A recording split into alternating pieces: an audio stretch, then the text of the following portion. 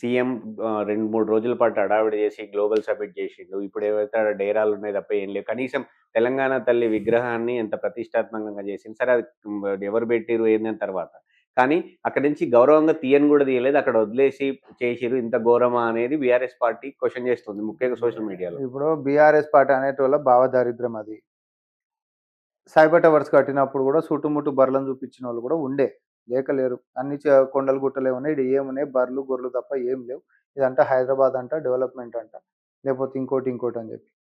దానికి పునాది ఏసినటువంటిది కాంగ్రెస్ పార్టీ మనందరికి తెలుసు. ఎయిర్‌పోర్ట్ కట్టినప్పుడు కూడా బేగంపేటలో ఉన్న ఎయిర్‌పోర్ట్‌ని మంచిగా చేసుకోవచ్చు కదా! పెద్ద పెద్ద ఎయిర్‌పోర్ట్‌లు పొంకనాలకు పోతా ఉన్నారు. దేని గురించా? ఉన్నదాన్ని చదురుకోవాలని విమర్శించినోడు కూడా ఉండే. ఔటర్ రింగ్ రోడ్ కట్టేటప్పుడు ఈ విమర్శించేటటువంటోళ్ళు ఎప్పుడైనా ఉంటారు. విజనరీస్‌కి ఈ విమర్శలు అనేటటువంటివి ఏం పట్టవు. సేమ్ అట్లా సైబర్ టవర్స్ అప్పుడు చూసి నవ్వి బర్రెలను చూపించి ఉన్నోడు, అప్పుడు ఇప్పుడు ఆ భావదారిద్ర్యంలో ఉన్నోడే. ఇప్పుడు కూడా ఇట్లాంటివి చూపించేటోళ్ళు. వీళ్ళు ఎప్పుడు ఉండేటటువంటోళ్ళే.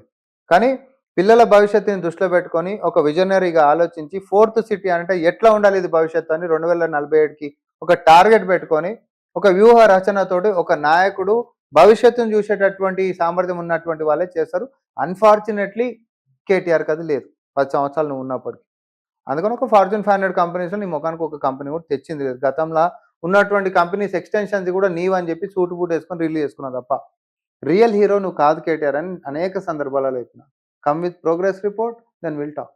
కానీ ఆ గ్లోబల్ సమిట్ నుంచి చాలా లక్షల దాదాపు 5 లక్షల చిల్లర ఏదో 3 లక్షల పైన వచ్చినట్టున్నాయి అని రకరకాలు చెప్పారు.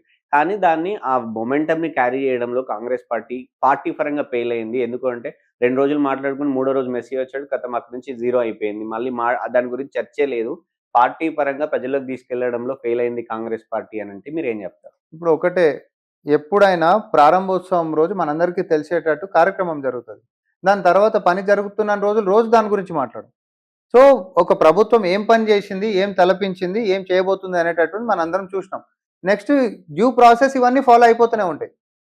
ఇప్పుడు ఇతర దేశాలకు ముఖ్యమంత్రి గారు పోయి పెట్టుబడులను ఆయాల కూడా మనం తీసుకొని వచ్చినప్పుడు ఏమన్నారు, ఆ రోజు అన్నారు, తర్వాత మాట్లాడారు. కానీ తర్వాత ఏమైంది? ఎన్ని జీసీసీలు వచ్చినాయి, గ్లోబల్ క్యాపబిలిటీ సెంటర్స్. ఈరోజు బెంగళూరును ఓవర్టేక్ చేసినాం మనం.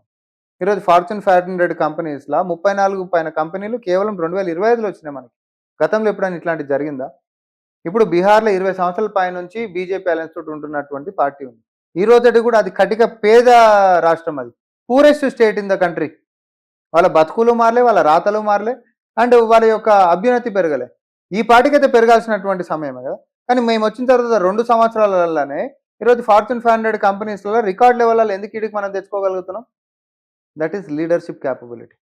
అది రేవంత్ రెడ్డి గారికి ఆ విజన్ ఉంది కాబట్టి చేయాలనే తపన ఉంది, చేస్తాననేటటువంటి నమ్మకం ఉంది, చేసి చూపిస్తా అనేటువంటి పట్టుదల ఉంది కాబట్టి సాధ్యమవుతాం.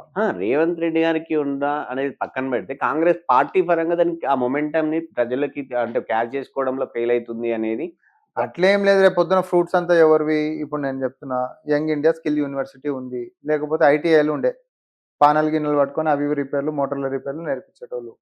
అట్లాంటిది 64ని కూడా మొత్తము ఐటీఐలను కాస్త ఏం చేసినాం, ఏటీసీ అడ్వాన్స్డ్ ట్రైనింగ్ సెంటర్స్ అని చెప్పి మనం చేసినాం. ఏఐకి మొదలు పెట్టుకుంటే రోబోటిక్స్ తీసుకోండి, ఆర్టిఫిషియల్ ఇంటెలిజెన్స్ కాకుండా వర్చువల్ రియాలిటీ తీసుకోండి, లేకపోతే ఇంకేదైనా స్మార్ట్ ఫోన్స్కి సంబంధించినటువంటి తీసుకోండి, లేకపోతే సాఫ్ట్వేర్కి సంబంధించి ఇంకే అంశాలైనా స్కిల్స్కి సంబంధించినటువంటిది.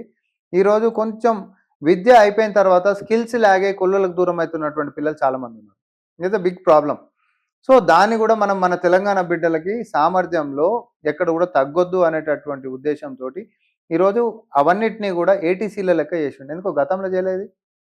టాటా కన్సల్టెన్సీ ఇవన్నీ ఎవరు చేస్తారు అని అంటే పిల్లల మీద, నా పిల్లలు అనుకొని ఈ రాష్ట్రాన్ని నా ఇల్లు అని అనుకొని నమ్మినటువంటి వ్యక్తి మాత్రమే చేస్తారు. ఆ చిత్తశుద్ధి ఉంది.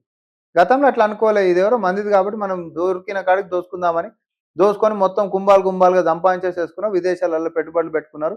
ఈరోజు దాని మీదకి వచ్చేటటువంటి మిత్తి పైసలలో 10 పైసలు తీసుకొచ్చి సోషల్ మీడియాలలో బురద రాజకీయాలు చేస్తూ ఉన్నారు. తెలంగాణ ప్రజలు అంత తెలివి తక్కువలేం కాదు.